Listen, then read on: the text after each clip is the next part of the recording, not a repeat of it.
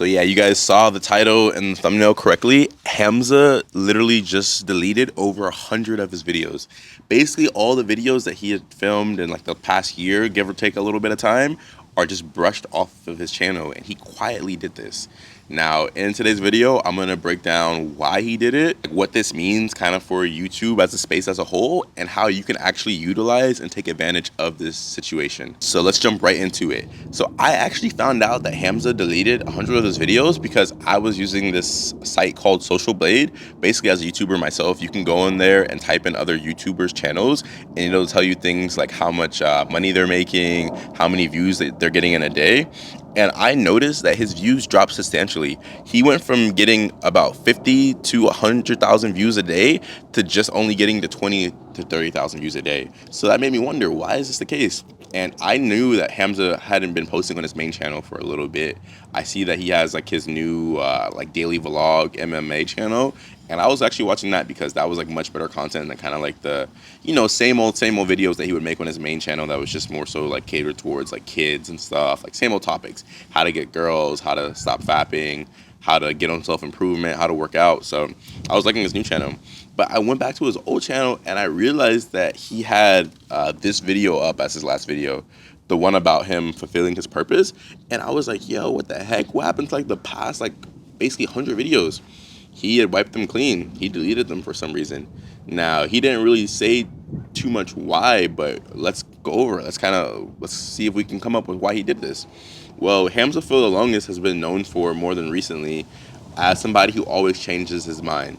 He would say, hey, I want to go do fighting for a little bit. I'm going to go live in the hills with the monks, and I'm just going to train hard. And then he just would quit after like a week or two. Or before that, he was like, oh, I finally found this woman who's like wife material. We're going to have a homestead. I'm going to be a good father figure. Like, that's what being a man actually is. And then he just drops the girl and goes back to living like a hedonistic lifestyle, just hooking up with girls and doing basically the complete 180 opposite of what he just told us that he wants to do. So I think for the whole past year, if we're being honest, I think Hamza's dealt with kind of like some issues of self-identity. Like, he was self-improvement. A lot of us got on self-improvement. I can say even myself, not this video's not to hate or diss Hamza at all. He's the one that really got me on self-improvement, eating healthy, going back to the gym, like doing things that like I knew I ought to do, but wasn't doing them. And he was a big motivator for that. But over the course of the last year, I think he's just been having like an identity crisis or something, like just not knowing like who he is or really what type of content he wants to push. If we're all being honest, all those kind of like old videos of him like using Jeffrey and stuff like that, those kind of became cringe because not only has Hamza been getting older, he's like I think 26 or 27 now, but so has his original audience. So yes, when we were younger, like when I first started watching Hamza, I was probably like 22, but I just turned 25. So all the old like Jeffrey kind of animated style videos, they just don't hit the same anymore, if I'm being honest. So I think Hamza in a way kind of realized that his audience was aging and he couldn't really make that same type of content. But also being a YouTuber myself, it's really hard to build a channel up to like 2 million subscribers and still only be getting like 50,000 views a video. Like, I think almost part of Hamza's demise was almost being too big of an institution. Like, a lot of times people think that you can become too big to fail, but it's like the opposite. It's almost like when you become so big, it's almost hard not to like fail. Like, it's almost hard for Hamza not to have been getting such a reduction in views because he was in a weird position, like between a rock and a hard place, where he couldn't really make new kind of more mature style videos because most of his audience was like young kids. But then also, if he still made the same videos he did before, he wasn't innovating anymore. And then people like me who was growing up with him or growing up through his videos, I don't want to see the whole same Jeffrey videos anymore. So basically, yeah, Hamza had a lot of identity issues. And the last point I'll touch on before we go over how you can take advantage of the situation is a big thing about Hamza, I think recently, was that a lot of people started distrusting him because of Adonis School.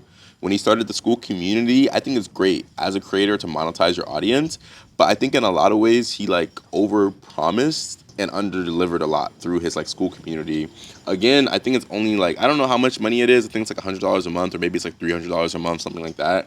But when you start selling stuff, like when you start selling a course, especially somebody like Hamza, who was really big before in the beginning about like not wanting to sell his audience anything, well, when he started selling stuff, I think in a lot of ways his audience started not trusting him as much because he was really pushing like this whole business thing, really pushing Adonis School, but because of it, he was really only using his videos as like a top of the funnel thing to get people into Adonis School, and that kind of got rid of the original thing that we really liked Hamza for.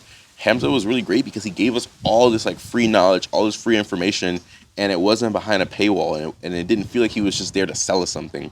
With Adonis School, and again, I get it. He wanted to make money for his family. He wanted to free his father from his job, free his mother from having to work. He was able to hire his sister and his brother. Like, I get it. You have to make money somehow, but at the cost of like your reputation, especially of like something that like you built up. I think in a way it almost kind of was like suicide for his channel. And I'm not, again, not saying this in like this way. I kind of wish it wasn't, but it's almost like in a way, if you want to sell stuff, you are gonna have people not trusting you as much. So now let's go over how you can take advantage of the situation. Now, this is actually a trend that happens on YouTube quite often. This same exact thing happens. A creator will get really big and then they'll just stop posting. Sometimes even creators will delete their entire channels. Hamza deleted like 100 videos, but sometimes people will literally just delete their whole channels and it'll be almost like they weren't even on YouTube.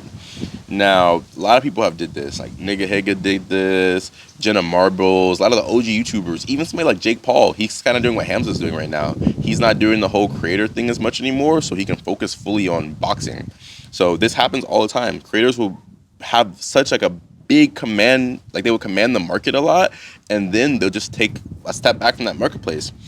Now, what this does is leaves a huge gap in the market for someone new to come in and really either just A, take their spot, or B, get a really big piece of the pie of that creator's previous audience. So in the case of Hamza, for so long, self-improvement was the big thing on YouTube. Being like a self-improvement creator, like Hamza was the face of that. You had other people in there, like maybe you could say like First Man, or even like kind of like Andrew Hate, let's say it, because people hate him now. But for a while, these people were the ones that were commanding the market. But especially with Hamza taking a step back, there's this big gap of people who still want to consume self-improvement content. But since Hamza's not the one that's, doing it anymore, somebody has to come in and take that place. Somebody has to come in and take his place. Now, this is where you come in. If you're seeing this video right now, there's probably a really good chance that you're still into self-improvement. Now, maybe your channel doesn't need to be exactly a self-improvement channel, but it could be like a health and lifestyle channel. It could be like a strictly fitness channel. It could be a channel of how to make money, like how to get wealthy in this online age. A lot of people are making videos about how to make money on YouTube now. You could go that angle.